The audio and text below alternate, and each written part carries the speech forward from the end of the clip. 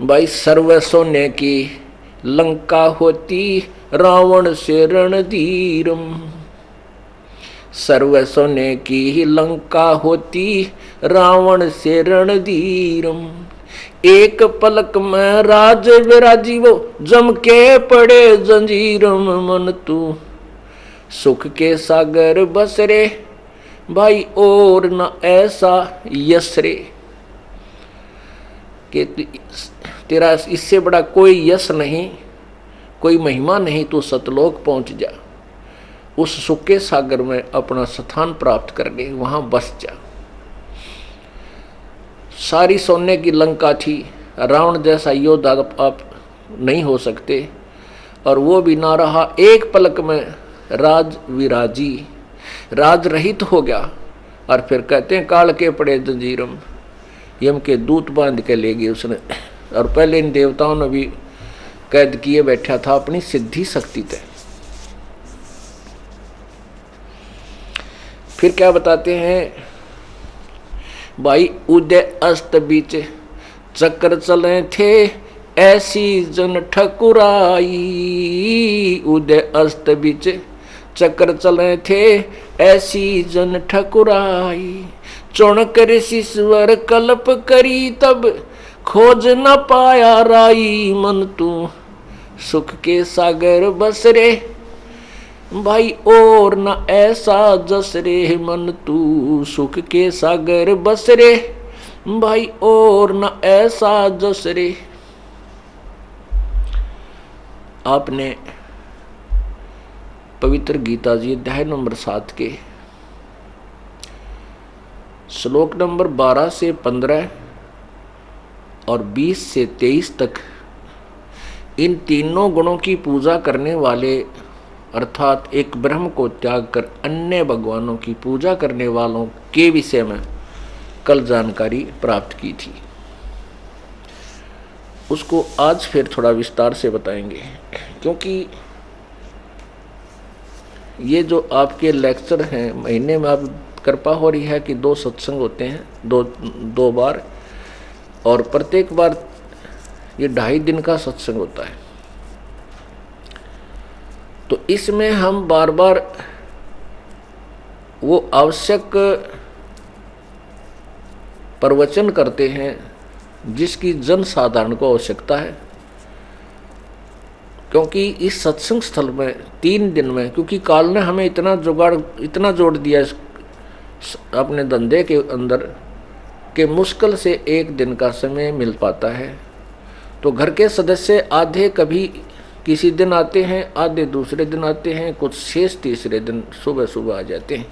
अर्थात जो पुण्य आत्मा है वो एकदम नहीं आ सकती हैं, तो ऐसे वो दिन बांट लेते हैं अपने, भी आज तुम जाओ कल हम चले जाएंगे, बहुत अच्छा है।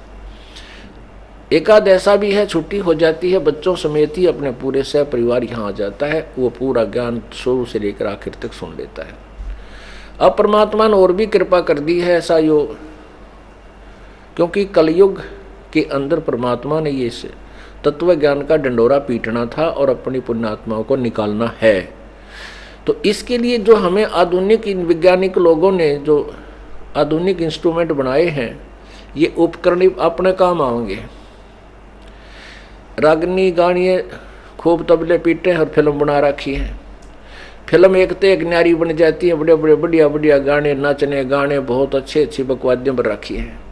अब उन फिल्मों को देख करके एक फिल्म में 2 बार देख ले आदमी, तीसरा देखने जी नहीं करे, छक ले, फिर नई चाहिए उसने। और ये एक वही फिल्म अब बनाई जा रही है। अब ये परमात्मा की जो सीडी भरी जा रही तत्व ज्ञान की, इसने 1000 बार देख लेना, दूनी प्यारी लगेंगी, क्योंकि ये साथ में अंतःकरण को साफ करता है। जैसे रोगी को रोग हो जाता है तो बीमार बुखार हो जाता है, उसको रोटी अच्छी नहीं लगती, और रोटियों के साथ साथ उसको कैप्सूल भी खिलाए जाते हैं, कुनीन की कड़वी गोलियां खिलाई जाती हैं, वो उसके रोग को स्वस्थ कर देती हैं, रोग को काटती रहती हैं, और फिर वो खाना ठीक खा लेता है। तो ऐसे ही ये परमात्मा का ज्ञान जो है, ये ज्ञान यज्ञ है, और इस ज्ञान के अंदर कुछ ऐसे गुण हैं परमात्मा के कि हमारे अंतःकरण में जो मैल होता है उसको साफ करता है, इसलिए रुचि बनी रहती है। और वो फिल्म आप 2 पे देख लो, तीसरा सुनने जी ना करे, नुका छोड़ इस गाना, दूसरा चैनल बदले। तो इस तरह ये भी हमने लाभ मिल गया। तो ये दास सबको चाहता है कि प्रत्येक बार इस सत्संग स्थल पर श्रोता बदलते रहते हैं। कुछ पुण्यात्मा वही रहती हैं, वो रहती हैं, उन्होंने भी परमात्मा का लाभ बार बार सुनने से आनंद आता है। यदि आनंद नहीं आता है तो उनके गड़बड़ होगी। जैसे इंसान स्वस्थ है तो उसको सुबह भी भूख लगती है और शाम को भी अच्छी भूख लगती है, और रोटी भोजन रुचिकर लगता है। यदि उसने सुबह खाना खाया है और शाम को अरुचि हो गई है तो समझो उसका कोई बीमारी हो चुकी है, वो स्वस्थ नहीं है। या तो बदहजमी होगी या फिर बुखार ने गेड़ा दे दिया। तो कहने का भाव ये है कि आप स्वस्थ हैं तो आपको चाहे कितनी बार ये कथा सुननी पड़ जाए, आनंद गदगद हो है, सुबह भी शाम ने भी फेरा, और फिर भी जितनी बार भी ये कथा और ये ज्ञान सुनने को मिलता है, आपके उमंग भरती है, अंदर से चाप उत्पन्न होती है, आंखें में आंसू आने लग जाएंगे कुछ दिनों में, तो समझो आप स्वस्थ हैं। और आपके मन में न्यू आवा है, पिछली बार भी महाराज जी ने ये कथा सुनाई थी, इसी बार भी वही कथा सुना दी है, और तो समझ लो आपको अरुचि होगी, अरुचि होगी तो कोई पाप कर्म आपके ऊपर प्रभावी हो चुका है। उसका ट्रीटमेंट क्या है? जैसे हम न चाहते हुए भी कड़वी गोलियों को फांकते हैं, खाते हैं, कैप्सूल खाते हैं जो रोग काटने की है, उनके खाने से फिर वो स्वस्थ हो जाता है, फिर रोटियां अच्छी लगने लग जाती हैं। तो ये परमात्मा की जो वाणी है, परमात्मा के जो वचन है, ये तत्व ज्ञान के, तो ये कैप्सूल और कुनियन का काम भी साथ करते हैं। इनको अरुचि से भी सुनते रहना चाहिए, खाते रहना चाहिए, और यही फिर उस रोग को समाप्त करेंगे। जैसे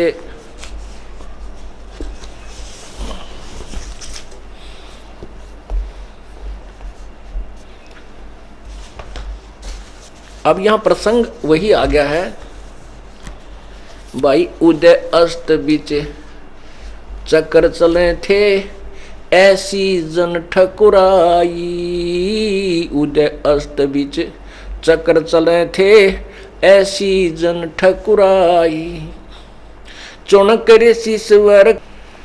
आपने कल के सत्संग में सुना कि तीनों गुण, रजगुण ब्रह्मा, सतगुण विष्णु, तमगुण शिव जी, इनके द्वारा जो भी सतिथि संहार उत्पत्ति हो रहा है, ये गीता ज्ञान दाता ब्रह्म बोल रहा है, क्योंकि गीता जी का ज्ञान ब्रह्म बोल रहा है श्री कृष्ण में प्रवेश करके। वो कह रहा है कि ये मेरे ही, इसका मुख्य कारण मैं ही हूं, क्योंकि इस काल भगवान को 1 लाख मानव शरीरधारी प्राणियों के शरीर आहार करने, इनके को आहार करने का, प्राणियों को आहार करने का एक रोग लगा है। इसके लिए 1 लाख मानव शरीरधारी प्राणियों को डेली तपस्या पर भून कर उनमें से गंध निकाल कर ये खाता है। जीव मरता नहीं, परंतु तपस्या के ऊपर इसको बहुत पीड़ा होती है, चिल्लाता है लेकिन परवश हुआ वहाँ पड़ा रहता है। ऐसे जैसे खील बनाई जाती है ना, चावलों से चटक मटक करते हैं, ऐसे इनके अंदर से वो गंध निकलता है और उस मैल को काल खाता है। आप देखिएगा, न तो तम्बाकू पीने की वस्तु, न शराब पीने की वस्तु, न मांस खाने की वस्तु। और इस काल ने 80% व्यक्तियों को, चाहे वह किसी धर्म मजहब के हैं, कोई तो तम्बाकू का ला रखा है, कोई मांस भी खाता है, कोई शराब भी साथ पीता है, और भी बकवाद करता है, बाकी और तरह के आनंद लेने की चेष्टा करता है, नाना प्रकार के पकवान चरचरे चपटे खाने की चेष्टा कर मन चाहता है। तो ये क्यों कराता है ऐसा? क्योंकि ये शरीर जो हम इस सूक्ष्म सुथल शरीर से खाते हैं, स्थूल शरीर से, इसमें जो कुछ तो हमारे शरीर की आवश्यकता पूरी होती हैं, इसमें सब रक्त वसा सारी चीज़ें बन जाती हैं, और कुछ अंश सूक्ष्म शरीर के अंदर जाके समा जाता है। इस शरीर के अंदर सूक्ष्म शरीर है, उस सूक्ष्म शरीर के अंदर प्राणी है, उस सूक्ष्म शरीर के अंदर, इसके अंदर जो हम खाते हैं, धूमा पीवे, दारू पीवे, मांस खावे, चटपटे भोजन खाते, उसका कुछ अंश, उसकी वासना शरीर, सूक्ष्म शरीर के चिपक जाती है, उसमें समा जाती है और वो वैसे नहीं छूटती। उसने फिर तरीका बना रखा है, तपतशिला बहुत लंबी बड़ी टुकड़ी है पत्थर की जो बहुत सुंदर है, और वो अपने आप तप जलती रहती है उसमें, और उसके ऊपर इसको डाल दिए जाते हैं 1,00,000 प्राणी, और वहाँ फिर इनको भून करके बुरी तरह पका करके उनसे गंध निकालता है, और वो गंध उसके एक पात्र में आके समा जाता है। इन जीवों को फिर कर्माधार से भेज देता है वहाँ धर्मराज के पास, अपने कर्माधार से फिर अन्य प्राणियों के शरीर में चक्कर काटते रहते हैं। गीता जी के अध्याय नंबर 7 के मंत्र 12 में कहा है कि इन तीनों गुणों में मैं नहीं हूं। ये तीनों गुणों के द्वारा जो हो रहा है, रजगुण ब्रह्मा से, सतगुण विष्णु से, तमगुण शिव जी से, इसका मुख्य कारण मैं हूं, निमित्त मैं ही हूं। लेकिन मैं इनमें नहीं, ये मुझ में नहीं, वो इनसे अलग रहता है।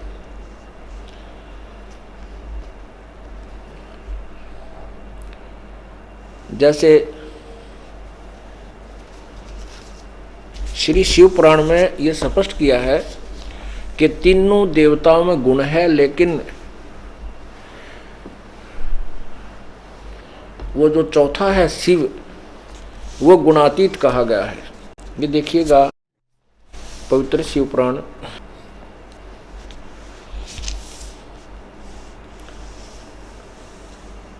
गीता प्रेस गोरखपुर से प्रकाशित है, और इसका अनुवादक कौन है?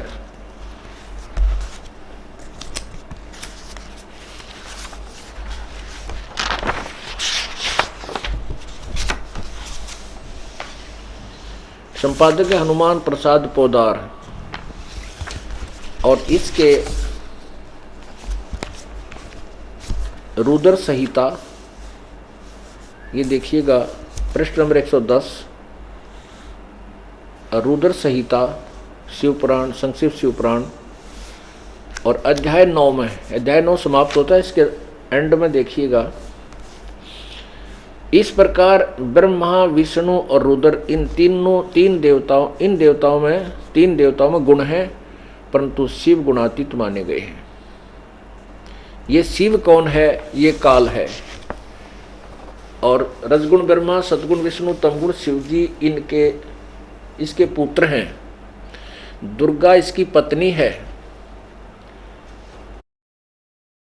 हमारे भक्त यहाँ दिल्ली के अंदर प्रचार कर रहे हैं, अपने गले में फट्टी डाल के, उन पे लिखा है कि कौन ब्रह्मा का पिता है, कौन विष्णु की माँ, शंकर का दादा कौन है। खाली स्थान जानने के लिए पढ़िए पुस्तक, वो साथ लिए हुए होते हैं। तो कल ये भक्तों ने बताया, भक्त हरिचंद्र जी फरीदाबाद से आए हैं, उन्होंने भी मिलकर साहब सेवा कर रहे हैं। उसने बताया कि हमारे भक्तों ने ऐसे कोडवर्ड ढूंढ लिए अपने उनको चकित करने के लिए। दुर्गा के मंदिर के आगे खड़े थे, एक से भक्त ने प्रश्न किया कि अभी तुम ये दुर्गा जो सिंदूर किसके लिए लगाती है जानते हो? वो न्यू करके खड़ा होगा कि नहीं, ये सचमुच ये सिंदूर लगाती किसके लिए? क्योंकि सुहाग का प्रतीक है ये, तो इससे सिद्ध इसका पति भी होगा। हाँ भाई, फिर कैसे पता लगे कि ले ये पुस्तक पढ़िए। तो कहने का भाव ये है कि हमारे बच्चे इतने सियाने हो गए कि 2 मिनट में समझा देते हैं, देख भाई जब यह दुर्गा सिंदूर लगाती है, सारे श्रृंगार करती है, तो इसका कोई पति भी होगा ना। सिंदूर बिना ब्याही तो लावा नहीं, और पति बिना सिंदूर का लाभ के अंडरस्टूड है। तो अब हम आपको बताना चाहते हैं कि ये रजगुण ब्रह्मा, सतगुण विष्णु, तमगुण शिव जी, ये दुर्गा के बेटे हैं, और दुर्गा का पति जो काल है, जिसको गीता में जिसने विराट रूप दिखा, श्री कृष्ण से बाहर निकल के, श्री कृष्ण में प्रवेश था, उससे बाहर निकल के बताया कि मैं काल हूँ अर्जुन, और सबको खाने के लिए आया हूँ। पुण्यात्माओं, ना श्री कृष्ण काल था, ना श्री कृष्ण जी ने पहले कभी नहीं कहा मैं काल हूँ, ना फिर बाद में कभी नहीं कहा, जब महाभारत का जो जुल्म करवा करके श्री कृष्ण के शरीर से निकल गया। उसके बाद श्री कृष्ण ने कभी नहीं कहा मैं काल हूँ, क्योंकि श्री कृष्ण में ये प्रवेश था और ये दुर्गा का पति है और ये जुल्म यही करवा रहा है, ना किसी देव का दोष, ये उसके वश है, क्योंकि ये परम पिता की आड़ नहीं लिए हुए।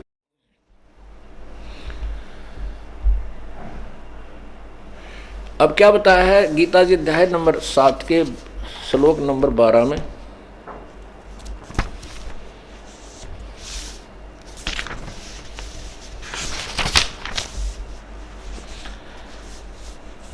देखो भक्त आत्माओं, आप जी ने क्योंकि परमात्मा की तलाश थी, कई अन्य स्थानों पर भी भक्तों प्रवचन भी सुने हैं, भगवान की महिमा सुनी भी है और गाई भी है, बड़ी लय भी लगाई है, जहाँ गाने बजाने होते हैं, कीर्तन होता है, वो तो हमने खूब सुन रखे हैं, उनसे कोई लाभ नहीं, ना वहाँ पर कोई ज्ञान था। अब हमने ये ज्ञान ग्रहण करना है और इस ज्ञान को हृदय में जचने के बाद फिर हम भगत बनेंगे, फिर हम डगमग नहीं होंगे, फिर जो वे ऑफ वर्शिप है हमें वही मिली हुई है जो पूर्ण परमात्मा के पाने की सब सदग्रंथों में जिसका प्रमाण है। तो हम पहले यही सेट करांगे, करने के लिए ज्ञान सुनाया जाता है कि हम जो कर रहे हैं वो सही है या नहीं, और तभी हम आगे चल पाएंगे और चलेंगे, लाभ भी उठाएंगे। अब यदि हम वैसे ही अंधाधुंध पहले भटक ही रहे थे, उसके लिए अभी तक हम हानि उठाते ही आ रहे हैं उसी क्रिया से। अब देखिएगा गीता जी अध्याय नंबर 7 के,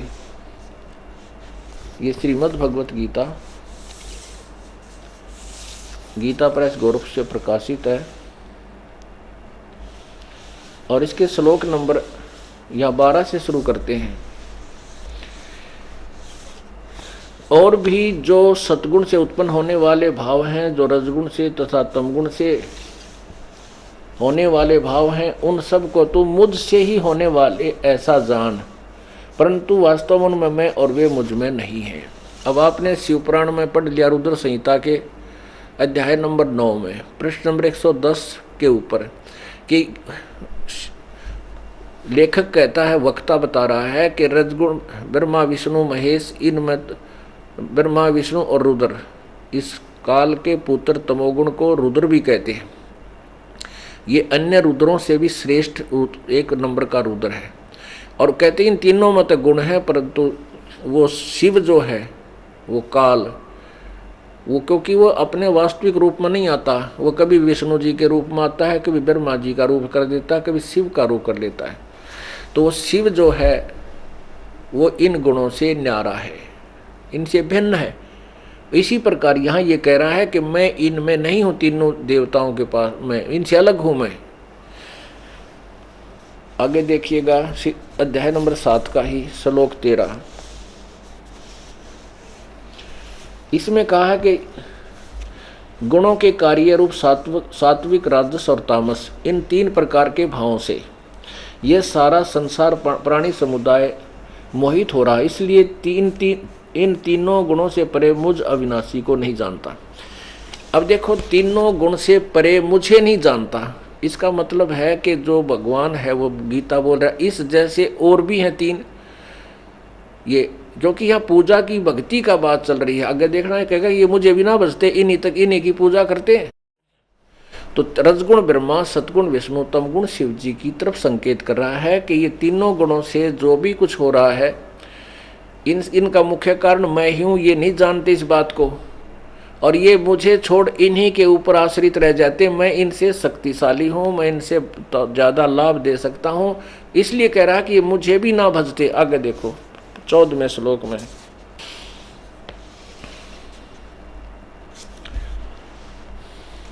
हाँ 13वें श्लोक में आपने पढ़ा कि गुणों के कार्य रूप सात्विक राजस और तामस, तीनों प्रकार के भावों से सारा संसार प्राणी समुदाय मोहित हो रहा है। इन तीनों गुणों से परे मुझ अविनाशी को नहीं जानते। आगे देखो, अब 14 में कहा है, क्योंकि यह अलौकिक अर्थात अति अद्भुत त्रिगुणमयी मेरी माया ब्रह्मा विष्णु महेश के द्वारा फैलाया गया ये माया जाल बड़ा दुस्तर है, बड़ी दुस्तर है, खतरनाक है, और जो पुरुष मुझको निरंतर भजते हैं वो इस माया का उल्लंघन कर जाते हैं। क्या कहता है गीता ज्ञानदाता कि जो मेरी भक्ति करते हैं, ब्रह्म साधना करते हैं, वो इन ब्रह्मा विष्णु महेश से ऊपर उठ जाते हैं, फिर मास्था नहीं रहती इनकी। आगे देखना है। अब 15वें में कलम तोड़ दी गीता ज्ञानदाता ने। अब 7वें का 15। इस 15 में क्या कहा है कि माया के द्वारा, ओहो, इस त्रिगुणमयी माया ब्रह्मा विष्णु महेश के द्वारा फैलाए गए ये जाल के द्वारा जिनका ज्ञान हरा जा चुका है, वो आसुर यानी राक्षस स्वभाव को धारण किए हुए मनुष्यों में नीच और दूषित कर्म करने वाले मूर्ख मूढ़ लोग मुझे नहीं भजते। अब देखो, यहाँ भजन की बात है, साधना की बात चल रही है। तो इससे अतिरिक्त जो 3 और ब्रह्मा विष्णु महेश, रजगुण ब्रह्मा, सतगुण विष्णु, तमगुण शिव जी हैं, वो भी पूजा करते हैं लोग उनकी। इसलिए कहता है वो मुझे नहीं भजते, उन्हीं की से प्राप्त करने होने वाले लाभ के ऊपर आश्रित होकर के वो आगे उनकी बुद्धि नहीं सरकती, किसी की नहीं सुनते।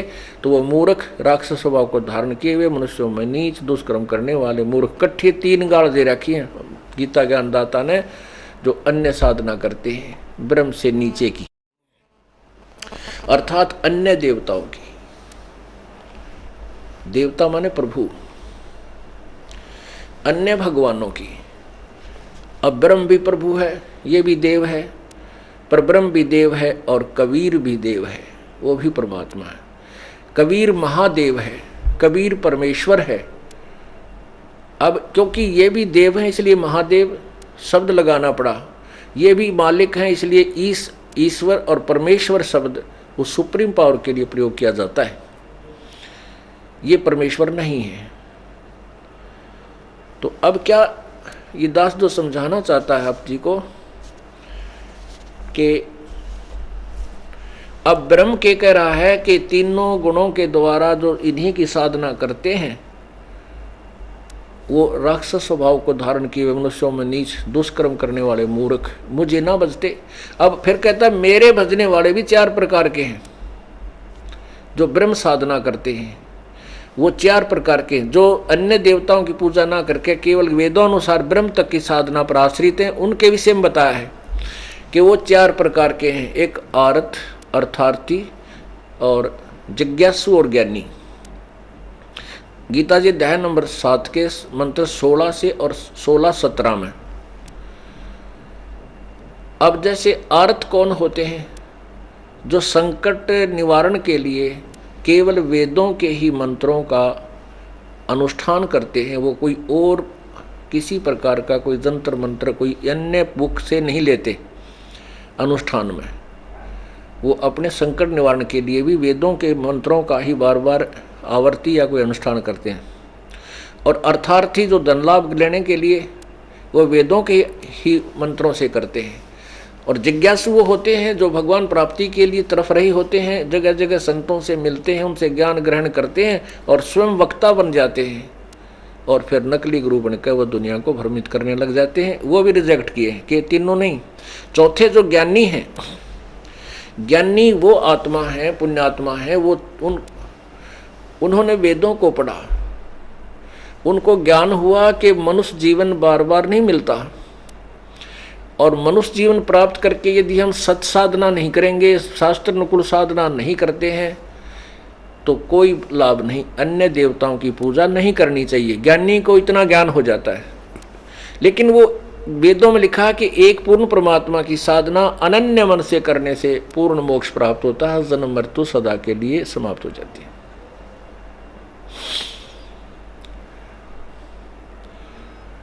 तो उसमें उनको ये ज्ञान हो जाता है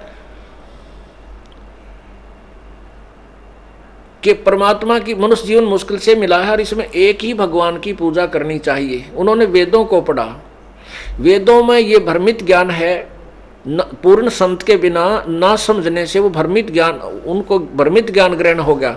वेदों में ज्ञान क्लियर है, स्पष्ट है, लेकिन पूर्ण संत तत्वदर्शी संत के बिना वो समझ नहीं सके, क्योंकि यजुर्वेद, पवित्र यजुर्वेद अध्याय नंबर 40 के मंत्र नंबर 10 और 13 में किसी तत्वदर्शी संत की तरफ संकेत किया गया है। और उसको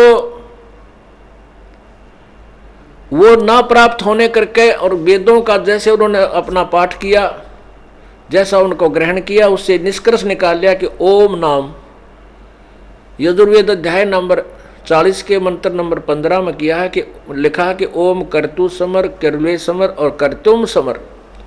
ओम नाम का जाप विशेष कसक के साथ जाप करो, चलते फिरते जाप करो। और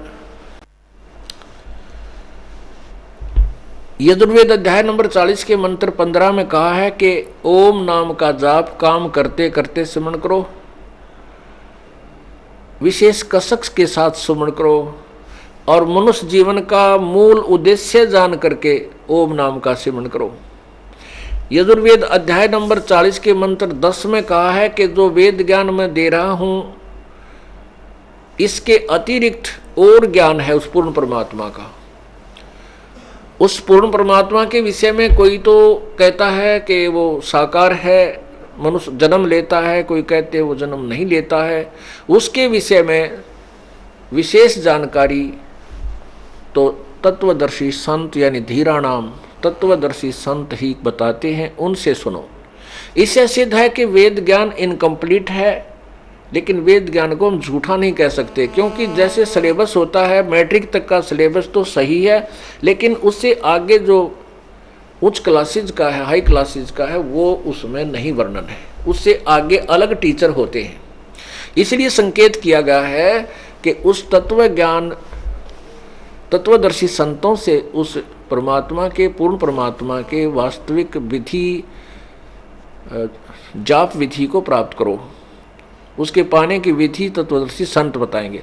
तो उन ऋषियों ने, जो ज्ञानी आत्मा थी, परमात्मा की तड़फ में उन्होंने वेदों को भी पढ़ा, अपन निष्कर्ष निकाल लिया कि ओम नाम का जाप बता रखा। जैसे देवी पुराण में आपने पढ़ा, दुर्गा भी यही कह रही है कि उसका ओम नाम जाप करो, वो ब्रह्मलोक में रहता है, बस ये फाइनल है। तो इस प्रकार उन ज्ञानी आत्माओं ने, वो नेक आत्मा है क्योंकि उनको परमात्मा के अतिरिक्त किसी वस्तु की चाह नहीं थी।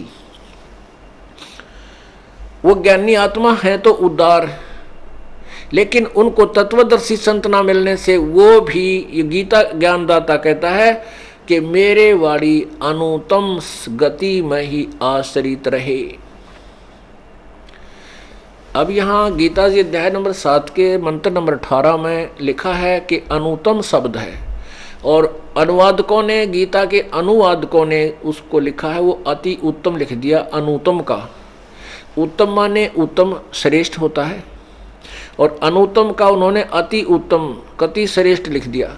नहीं, ये गलत लिखा है। अनुतम का अर्थ श्रेष्ठ नहीं होता। कोई कहते हैं कि प्रसंगवश ऐसा कहा जा सकता है कि जैसे अनमोल शब्द होता है, अनमोल, कि उसको अनमोल है, उसका कोई मोल नहीं। देखो यहां पर वो बात भी लागू नहीं होती। अनुत्तम का अर्थ ये कहा ना, अति उत्तम, जिससे उत्तम कोई ना हो, इसलिए यहां अनुत्तम शब्द लिखा है। यदि हम ये मानकर चले तो भी सेट नहीं होती बात, क्योंकि गीता ज्ञानदाता कह रहा है कि मेरे से और कोई सर्वशक्तिमान परमात्मा है, उसकी खबर किसी, उसके विषय में जानकारी किसी तत्वदर्शी संत से प्राप्त करो। गीता जी अध्याय नंबर 4 के श्लोक नंबर 34 में कहा है कि उस तत्व ज्ञान को समझने के लिए, जो गीता जी अध्याय नंबर 4 के श्लोक नंबर 32 में बताया है कि उस परमात्मा के, पूर्ण परमात्मा के मुख्य ज्ञान में, उन्हीं के मुख से उच्चारित वो तत्व ज्ञान में सब प्रकार के जो साधना अन्य प्राणी भी करते हैं, कोई ऊपर न पैर करके, कोई मन इंद्रियों को रोक के, कोई हठ योग करके, कोई देवताओं की पूजा करके अपने आप को कर्म दंड मोक्ष मानकर करते हैं, वो ज्ञान भी उस तत्व ज्ञान में लिखा हुआ है जो परमात्मा ने अपने मुखारविंद से अपनी वाणी में कहा है। उस तत्व ज्ञान को किसी तत्वदर्शी संत से जाकर समझो, उनको दंडवत प्रणाम करो, और कपट छोड़कर प्रश्न करने से वो तत्वदर्शी संत उस परम पिता परमात्मा के विषय में तुम्हें बताएंगे। और उस तत्वदर्शी संत की पहचान 15वें अध्याय के प्रथम मंत्र में बताई है कि जो उल्टे लटके हुए संसार रूपी वृक्ष के सर्वांग सहित सभी भागों सभी पार्ट्स के सहित बता देगा। स वेदवित वह तत्वदर्शी संत है, वह वेद की तात्पर्य को जानने वाला है। परमात्मा कबीर परमेश्वर आए थे, उन्होंने आज से 600 वर्ष पहले अपनी अमृतवाणी में इस तत्व ज्ञान में अपने मुखारविंद से उच्चारित उस तत्व ज्ञान में कहा था, अक्षर पुरुष एक पेड़ है, निरंजन वाकी डार और तीनों देवा शाखा है, ये पात रूप संसार। ये है अक्षर पुरुष एक पेड़ है। परमात्मा ने पहले ही बताया था 15वें अध्याय का 1 से 4 तक का जो सारांश है, ये देखिएगा।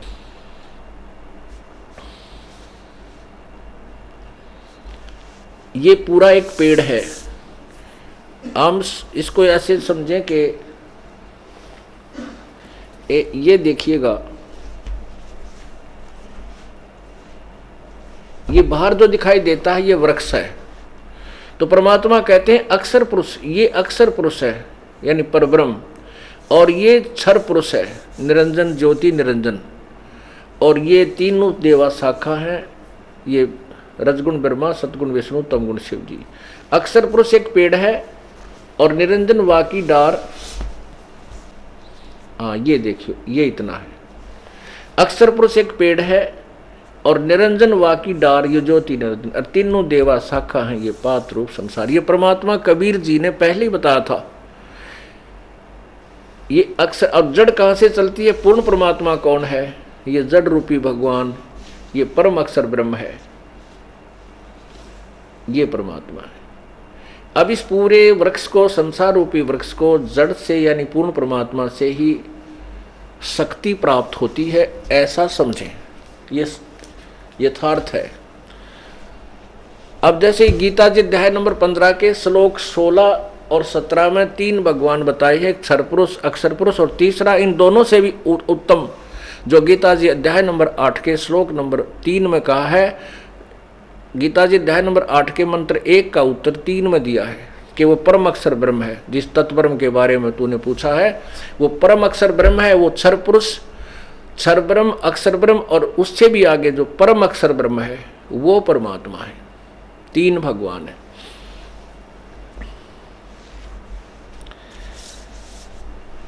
अब यहां प्रसंग चल रहा है कि गीता ज्ञान दाता कहता है मेरी भक्ति भी अनुत्तम है, क्योंकि गीता जी अध्याय नंबर 4 के श्लोक 5 में कहा कि अर्जुन तेरे और मेरे बहुत जन्म हो चुके, तू नहीं जानता मैं जानता हूं। और गीता जी अध्याय नंबर 8 के श्लोक 16 में लिखा है कि ब्रह्मलोक तक ये सब लोग पुनर्वर्ती में है, सभी जन्म मृत्यु में आते हैं। और यहाँ का अंतिम भगवान ये ब्रह्मलोक में रहता है। और गीता जी हमारे बताती है कि तो नाशवान है, तो ये पूर्ण परमात्मा और पूर्ण मोक्षदायक नहीं है। इसलिए ये पूरी यानी ये अनुत्तम है, क्योंकि जहाँ जन्म और मृत्यु 84 लाख योनियाँ ये 92 हड्डी है, तो उत्तम कहाँ हुआ वो? ठीक है, स्वर्ग समय से ज़्यादा भी हो जाए अन्य देवताओं की पूजा तुलना में, लेकिन है तो फिर भी जन्म और मृत्यु, फिर 84 लाख योनियों में जाना ही पड़ता है। इसलिए कहा कि गीता जी अध्याय नंबर 18 के श्लोक नंबर 62 में कहा कि अर्जुन तू सर्वभाव से उस परमेश्वर की शरण में जा। ये देखिए पवित्र गीता जी अध्याय नंबर 18 के और मंत्र नंबर 62 में।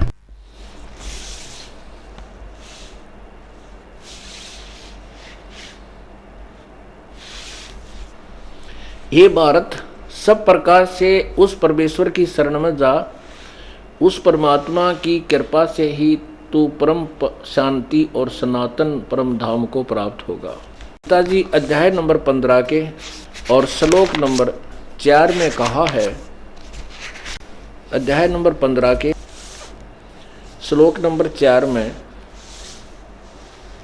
ये चौथे श्लोक का यहाँ पर ये चौथे का यहाँ अनुवाद है। इसमें क्या कहा कि उसके पश्चात क्या कहता है ये काल गीता ज्ञानदाता? गीता जी अध्याय नंबर 15 के मंत्र 1 में तत्वदर्शी संत की पहचान बता दी। फिर बताया है कि वो उस तत्व ज्ञान के द्वारा इस अज्ञान रूपी गुत्थी को सुलझा कर, यानी उस तत्व ज्ञान रूपी शस्त्र से इसको काट कर अज्ञान के वन को,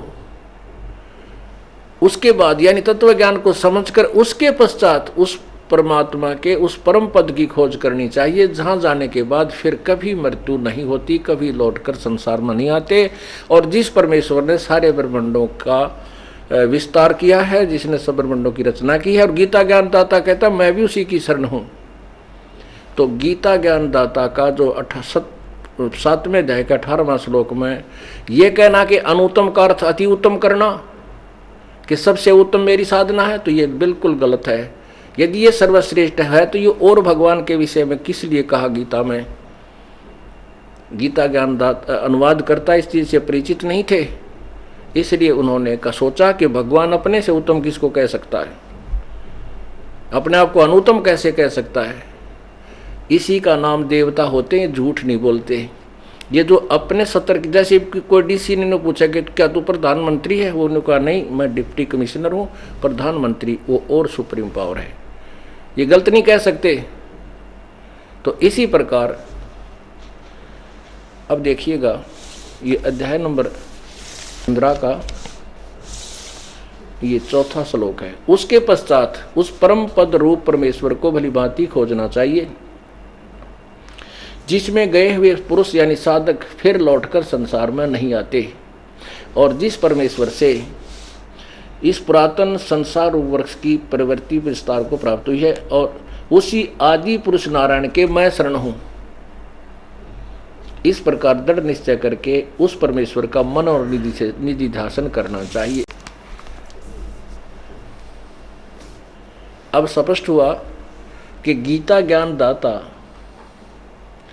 गीता ज्ञान दाता से और कोई शक्तिशाली प्रभु है और श्रेष्ठ प्रभु है। गीता जी अध्याय नंबर 15 के श्लोक नंबर 16 में 2 भगवान बताए हैं, क्षर पुरुष यानी ये ब्रह्म, और अक्षर पुरुष ये परब्रह्म। और कहते हैं इन दोनों के ये दोनों नाशवान हैं, और इनके श्लोक में जितने प्राणी हैं स्थूल शरीरधारी ये भी नाशवान है। जीव आत्मा तो मरती नहीं, तो कुत्ते की बिना मरती, गधे की बिना मरती, वो अलग बात है। गीता जी अध्याय नंबर 15 के श्लोक फिर 17 में कहा कि उत्तम पुरुष है तू अन्य है। पुरुष माने प्रभु, उत्तम माने श्रेष्ठ है। वो श्रेष्ठ भगवान तो ऊपर वर्णित दोनों भगवानों से कोई और है, और वही परमात्मा कहलाता है। वही तीनों लोकों में प्रवेश करके सबका धारण पोषण करता है, वो अविनाशी प्रभु है। अब मूल जो जड़ है उससे ही खुराक चलती है, सबको आहार मिलता है। ब्रह्म परब्रह्म, परब्रह्म से ब्रह्म, ब्रह्म से ब्रह्मा विष्णु महेश में, और फिर इससे आगे हमें मिलता है। तो हमने मूल की पूजा करनी चाहिए, ना कि टहनियों की। अब हम कैसी पूजा करते हैं? हमने ब्रह्मा विष्णु महेश की साधना पर गाटा जोड़ रखे, और जबकि ये शास्त्र विरुद्ध है। अब देखो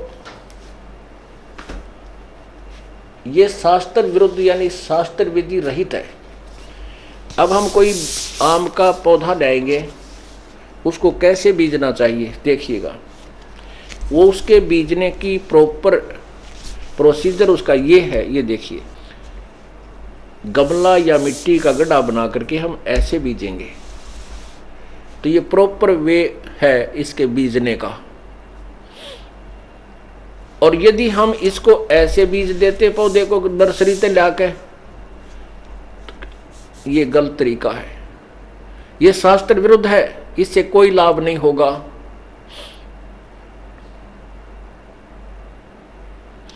अब रजगुण ब्रह्मा, सतगुण विष्णु, तमगुण शिवजी रूपी इन डालियों को हम नीचे रख देते हैं आदर सहित, क्योंकि इनका फल लगे हैं इसलिए हमने ज्यादा प्यारे लगे। लेकिन फल तो लगे हैं डालियां के, पर वो लगे किस कारण से हैं ये देखना होगा। वो इस कारण से लगते हैं। हम मूल की पूजा करते हैं, जड़ की पूजा करेंगे तो जड़ से आहार तना में, तना से डार में, इस ज्योति निरंजन में, क्षर पुरुष अक्षर पुरुष से, परब्रह्म से ब्रह्म, ब्रह्म से तीनों देवताओं में, और आगे हम हैं। तो हमें फल इन टहनियों को से प्राप्त होते हैं, इसलिए हमने टहनी ज्यादा प्यारी लगन लागी, और इसी श्रद्धा से हम इन्हीं की पूजा करने लगे अज्ञानता में। और इन टहनियों को नीचे डाल के और उसकी सिंचाई करने लगे, पूरा भक्ति रूपी पौधा हमारा सूख गया, खत्म हुआ। गीता जी अध्याय नंबर 16 के 23 मंत्र में कहा कि शास्त्र विधि को त्याग कर जो मनमानी पूजा करते हैं उनको न तो कोई सुख होता है, ना उनकी कोई गति होती है, न ही उनका कोई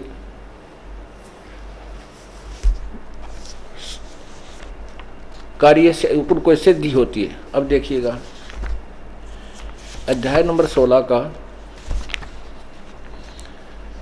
और 16 के बाद फिर तुरंत 17 में बताया है कि शास्त्र विधि छोड़कर जो शास्त्र विरुद्ध साधना करने वाले कौन आदमी है, कैसी साधना करते हैं, वो भी अभी क्लियर होगा।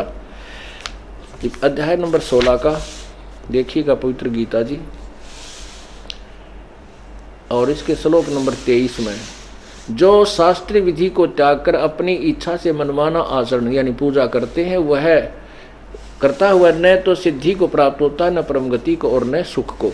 अब अध्याय नंबर 17 में, सप्तदशो अध्याय 17वें अध्याय में अर्जुन ने पूछा कि हे कृष्ण, जो मनुष्य शास्त्र विधि को त्याग कर श्रद्धा से युक्त होकर देव आदि देवताओं की पूजा करते हैं, उनकी स्थिति कौन सी, सात्विक अथवा राजसी अथवा तामसी है।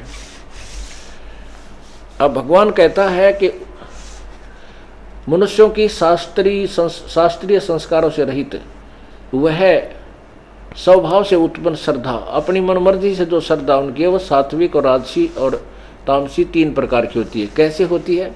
वे सभी शास्त्र विरुद्ध साधक, वे सभी मनुष्यों की श्रद्धा उनके अंतःकरण रूप होती है। वह पुरुष वह भी ऐसा ही होता है जैसी श्रद्धा होती है। अब देखना, अब 4 में क्या किया है कि जो शास्त्र विरुद्ध साधक हैं वो सात्विक पुरुष तो देवों की पूजा करते हैं, और राजस पुरुष यक्ष यानी भैरव भूत बेतालना की, और तामसो जो प्रेत आदि की पूजा करते हैं। आत्माओं, गीता जी अध्याय नंबर 17 के अंदर उन्हीं के बारे में पूछा गया। शास्त्र विधि त्याग का जो मनमानी पूजा करते हैं, तो कहते हैं जो अच्छी आत्मा वो तो देवताओं की पूजा करते हैं, और वो शास्त्र विरुद्ध है। अब देखो, अब हम देवताओं की पूजा करते हैं तो शास्त्र विरुद्ध है। ये देखिएगा, पौधा बीज दिया, ये शास्त्र विधि त्याग का मनमानी पूजन है। और ये देखना, हमने चाहिए कि हम ऐसे पूजें, ऐसे बीजें, तो इसमें किसी का अनादर नहीं, क्योंकि ये ब्रह्मा विष्णु महेश हैं, टहनी, और जड़ है पूर्ण परमात्मा। हम इसकी पूजा कराएंगे तो यहाँ से हमारा संस्कार बन करके इनमें से होता हुआ ब्रह्मा विष्णु महेश के पास आएगा, और ब्रह्मा विष्णु महेश ही हमें फल देंगे। ये बिना किए का फल नहीं दे सकते, इनका नियम है। हम कर्म कैसे करेंगे? श्लोक नंबर 7 के अध्याय नंबर 7 के श्लोक नंबर 16, ये भारतवंशियों में श्रेष्ठ अर्जुन, उत्तम कर्म करने वाले अर्थार्थी यानी ब्रह्मा विष्णु महेश से ऊपर जो पूजा शुरू करते हैं उनके बारे में बताते हैं। अर्थार्थी, आर्त, जिज्ञासु और ज्ञानी, ये 4 प्रकार के भक्तजन मुझे बजते हैं। उनमें नित्य मुझ में एक ही भाव से स्थित अनन्य प्रेम भक्ति वाला ज्ञानी भक्त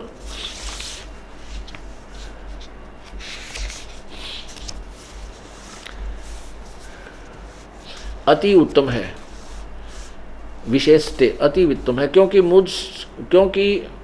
मुझको तत्व से जानने वाले ज्ञानी को मैं अत्यंत प्रिय हूँ, और वह ज्ञानी मुझे प्रिय है। अब ज्ञानी के विषय में आपको बताया अध्याय नंबर 7 का श्लोक नंबर 18। हम संस्कार देखेंगे तब समझ में आओगी, क्योंकि हम अक्सर ज्ञान युक्त हो गए। अनुवादकर्ताओं को ज्ञान नहीं था, इन्होंने वैसे उलझ पुलझ कर लिया जहाँ समझ में को नहीं आई। उद्दारा सर्वे एव एते ज्ञानी तु आत्मा एव मे मतम, गीता ज्ञानदाता कहता मेरे विचार में। अब देखो, मेरे विचार में ये सभी ज्ञानी आत्मा है तो उद्दार, आस्थित स ही युक्तात्मा माम एवं अनुतमाम गतिम। ये सभी युक्तात्मा भगवान में के भजन में लगी हुई लीन आत्माएं ये मेरे वाली ही अनुतम गति में आस्थित हैं, आश्रित हैं। अनुतम माने अश्रेष्ठ। इन्होंने क्या किया, ये सभी उद्धार हैं, परंतु ज्ञानी तो साक्षात मेरा स्वरूप है। कोई बात हो या? अब देखो इसका स्पष्ट है, उद्धारा सर्वे एव एते ज्ञानी तु आत्मा एव मे मतम। मेरे विचार में ये सभी ज्ञानी आत्मा हैं तो उदार हैं, क्योंकि भगवान के लिए तरफ रही हैं, नेक हैं। लेकिन आस्थित से ही युक्त आत्मा माम एव अनुतमाम गतिम। ये सभी युक्त आत्मा मैंने भगवान में लगी हुई, ये लगन लगाई हुई पुण्यात्मा मेरे वाली अनुतम गति में ही आस्थित हैं, आश्रित हैं, टिकी हुई हैं। इसने पूर्ण परमात्मा का ज्ञान है नहीं। अब देखो 19 में मैं कमाल कर दिया। है बहुनाम जन्मानाम अंते ज्ञानवान माम प्रपत्ते। अब ज्ञानी आत्माओं के विषय में बताया है, बहुनाम जन्मानाम अंते ज्ञानवान माम प्रपत्ते। और वासुदेव सर्वम इति सहमात्मा सुदुर्लभ है।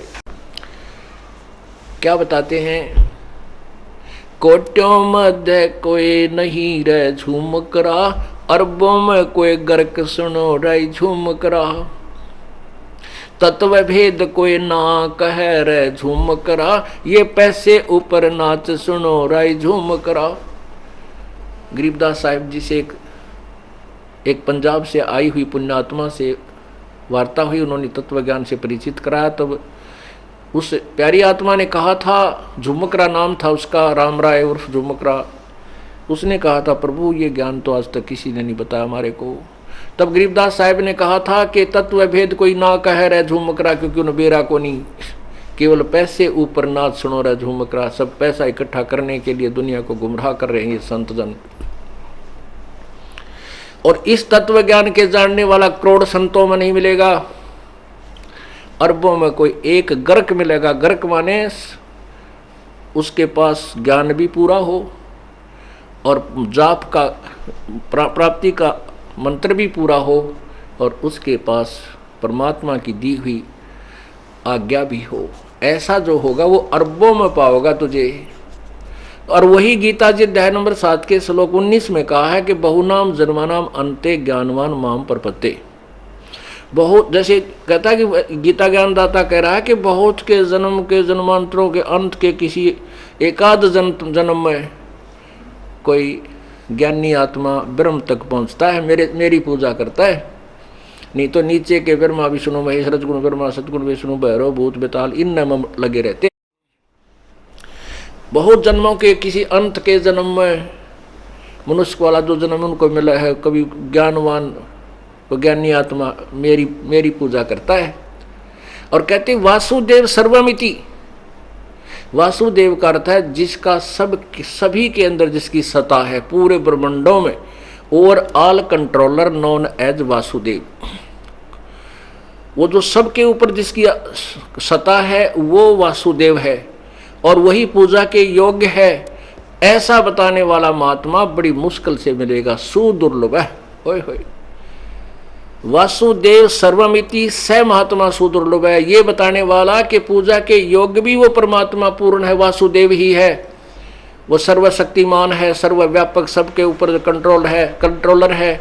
वही सबका, वही पूजा के योग्य है, वही सर्वस्व है, वही सबका मालिक है, सबका रचनहार है। ये बताने वाला संत तो तने मुश्किल से मिलेगा।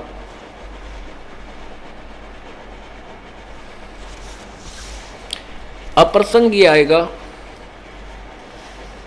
कि गीता ज्ञान दाता ने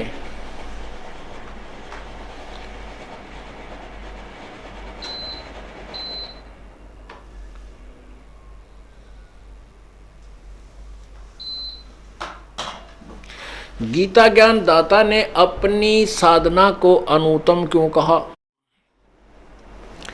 उसने इसलिए अनुत्तम कहा कि इसमें पूर्ण मोक्ष नहीं है।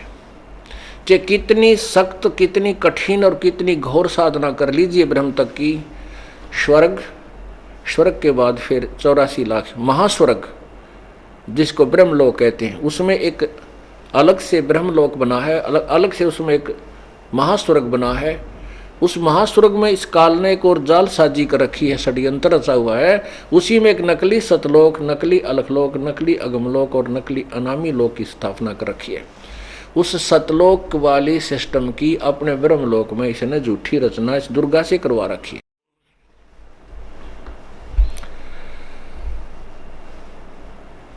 तो वहां चला जाता है। उसके बाद फिर कहां जाता है? 84 लाख योनियों में। ओए होए, क्या बताया है कि एक ब्रह्मा की आयु,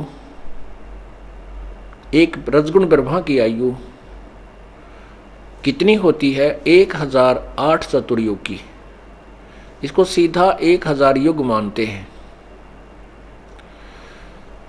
एक चतुर्युग में 43,20,000 वर्ष होते हैं, सतयुग, त्रेता, द्वापर और कलयुग। और 1000 की ही रात होगी, 30 दिन रात का महीना और 12 महीने का एक वर्ष और 100 वर्ष की ब्रह्मा की आयु। ब्रह्मा जी की मृत्यु हुई। फिर 7 ब्रह्मा की मृत्यु के उपरांत एक विष्णु की मृत्यु, 7 विष्णु की मृत्यु के बाद एक इस रजगुण शिव की मृत्यु, तमोगुण शिव की मृत्यु। ऐसे 70,000 जब शिव मर लेंगे, एक ब्रह्म की मृत्यु, काल की मृत्यु, एक ब्रह्मांड का विनाश। उसके बाद परमात्मा के आशीर्वाद से दुर्गा और काल के वही शरीर रहते हैं। ये दोबारा इनका जन्म होता है, दोनों ही फिर नए ब्रह्मांड में चले जाते हैं। 21 ब्रह्मांड है इनके पास। वहाँ फिर ये दोनों अपने नए सिरे से संतान उत्पत्ति करते हैं। नई पुण्य आत्माओं को ब्रह्मा विष्णु महेश के रूप में ये रंग में रंग देते हैं, एक एक गुण युक्त कर देते हैं। और जो यहाँ पहले ब्रह्मा विष्णु महेश थे, वो अपने पुण्य कमाई को समाप्त करके 84 लाख योनियों की में चले जाते हैं। अब अब जो 70,000 बार त्रिलोकीय शिव मर लिया, तब एक बार ये शिव काल मरा। ऐसा एक युग हो गया परब्रह्म का, एक युग परब्रह्म का। ये चतुर्युग से कुछ ऊपर नहीं, कोई प्रमाण नहीं है, लेकिन उसकी तुलना केवल एक युग से होती है। एक युग परब्रह्म का हुआ। और ऐसे ही 1000 युग का परब्रह्म का दिन, इतनी ही रात्रि, फिर 30 दिन रात का महीना और 12 महीने का वर्ष, 100 वर्ष की आयु है परब्रह्म की। और फिर उसकी भी मृत्यु, फिर सभी ब्रह्मांडों का विनाश, नए सिरे से फिर कंस्ट्रक्शन शुरू। लेकिन सतलोक और ऊपर के लोक जो अविनाशी हैं, प्रभु जहाँ रहते हैं सतलोक, कबीर साहब, वो लोक कभी नष्ट नहीं होते। एती उम्र बुलंद मरेगा अंतरे, सतगुरु लगे न कान न भेंटे वो संतरे। ओए होए, इतनी लंबी आयु पर ब्रह्म जितनी भी हो जाएगी तो भी अंत में मृत्यु है। इसलिए, किस लिए? क्योंकि तुम्हें वो तत्वदर्शी संत नहीं मिले, वो सतगुरु नहीं मिले। सतगुरु लगे न कान न भेंटे वो संतरे, वो संत, तत्वदर्शी संत आपको नहीं मिला। इसलिए अन्य साधना जो तुम कर रहे हो, उससे इतनी लंबी उम्र भी हो जाएगी तो भी मृत्यु होगी। तुम 84 लाख योनियों में कष्ट उठाते रहोगे। इसलिए गीता ज्ञान दाता ने अपने वाली साधना को भी अनुत्तम कहा है। एक चुनक नाम का ऋषि था, बहुत कठिन साधना की, क्योंकि ये खिचड़ी ज्ञान से करते हैं। जैसे ब्रह्मा जी सबसे पहले कमल के फूल पर बैठा था।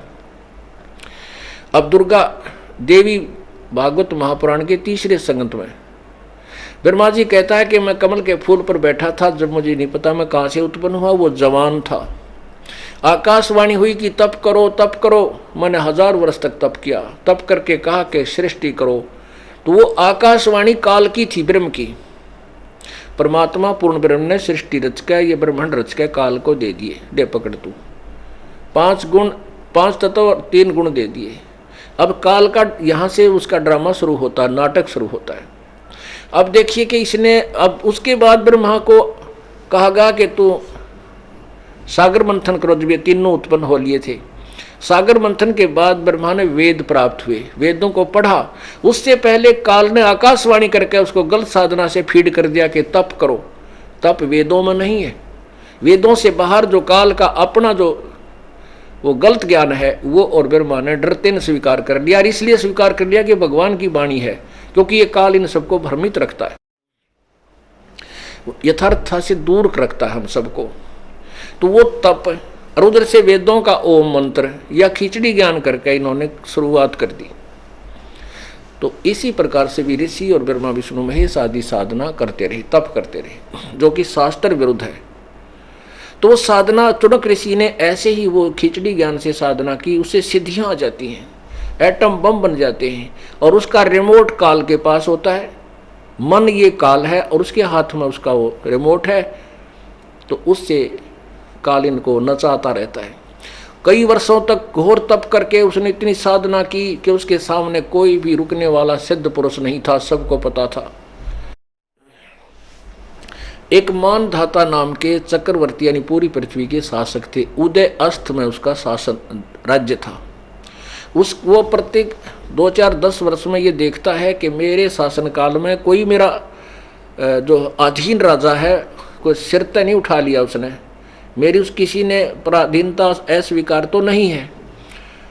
इसलिए वो अपना एक घोड़ा छोड़ता था और उसके गले में ये लिख दिया जाता था कि जिसको मानधाता राजा की पराधीनता स्वीकार नहीं है, इस घोड़े को बांध ले और युद्ध के लिए तैयार हो जा। राजा के पास 72 करोड़ सेना है, उसकी पूरी नीचे वह ताकत भी लिख दी जाती थी।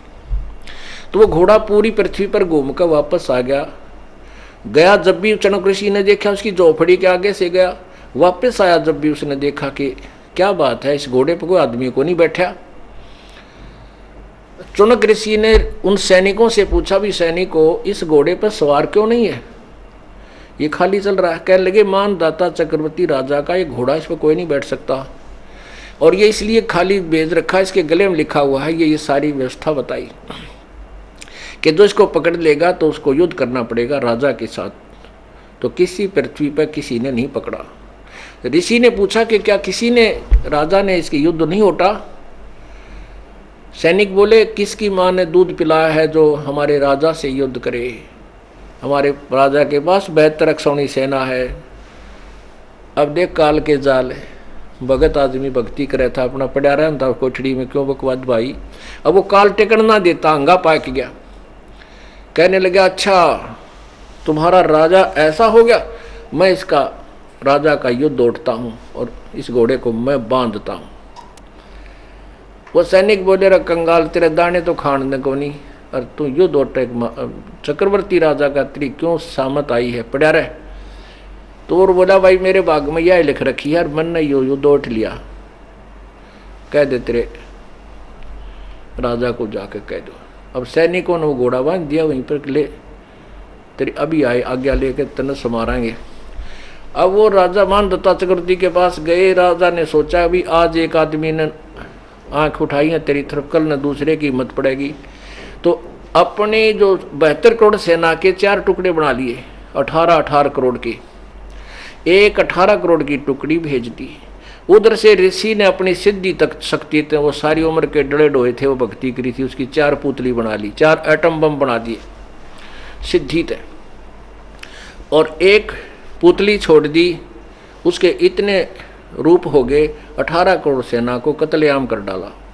ऐसे 4 बार में राजा ने अपनी सेना भेजी, चारों बार में उस ऋषि ने उस 72 करोड़ सेना को काट डाला। अब पुण्यात्माओं, आपके पास लठ है, लठ से मानस मार दे तो भी दोषी, गोली से मार दे तो भी अपराधी, और उनके पास ये वचन शक्ति के हथियार थे, उन्होंने अपनी सिद्धि से वो मार डाले, तो वो चणक ऋषि महादोषी। अब ठीक है, उसके जो ओम मंत्र के जाप से या जो हम बैठ कर जो तप किया उससे उसको स्वर्ग प्राप्ति होगी। अभी पूर्ण परमात्मा की साधना के अतिरिक्त जिन भी ब्रह्म परब्रह्म या नीचे के देवताओं की साधना की जाती है, उसमें दोनों लाभ, दोनों ही फल मिलते हैं, पुण्य भी और पाप भी, दोनों लिखे जाते हैं। अब उस चुनक ऋषि के बैड अकाउंट में पापों में 72 करोड़ सेना की हत्या लिख दी गई। जब तक इसके पुण्य चलेंगे इतनी आंडी पाक्या फिरा रहेगा, स्वर्ग में भी ठाठ करेगा, वहाँ देवता बन जाएगा। और उसके बाद जब इसकी दुर्गति शुरू होगी, कुत्ता बनेगा, सिर में कीड़े पड़ेंगे, खाज लगेगी, टांग टूटेगी, कांच लकड़ेगी। और जो सैनिक मारे थे इसके अंदर, जो कीड़े पड़ के इसके सिर में चूट चूट के खाएंगे। पुण्यात्माओं, इसलिए गीता के जी के अध्याय नंबर 7 के मंत्र नंबर 18 में कहा है कि मेरे वाली साधना भी अनुत्तम है, क्योंकि इसे मोक्ष नहीं है। और उधर से वो सारी पृथ्वी का शासक बनकर आंडी पाक रहा था, चक्रवर्ती राजा मानदाता, उसकी विरानवाटी हुई 1 मिनट में वो खत्म हुआ। और कहते गधे की जू नहीं पाओगा। मन तो बसरे सुख सुख के सागर बसरे, भाई और न ऐसा जसरे। मन तू सुख के सागर बसरे, भाई और न ऐसा जसरे। भाई उदय अस्त बीच चक्कर चले थे, ऐसी जन ठकुराई। उदय अस्त बीच चक्कर चले थे, ऐसी जन ठकुराई।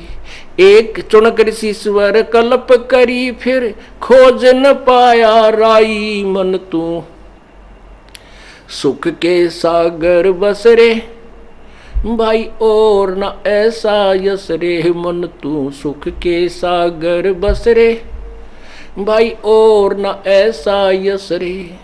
पुण्यात्माओं, इस परमात्मा के अमृत तत्व ज्ञान का एक सेंटेंस, एक श्लोक सुलझाने के लिए 2 घंटे का ये बैकग्राउंड, 2 घंटे तक की ये भूमिका बनानी पड़ी।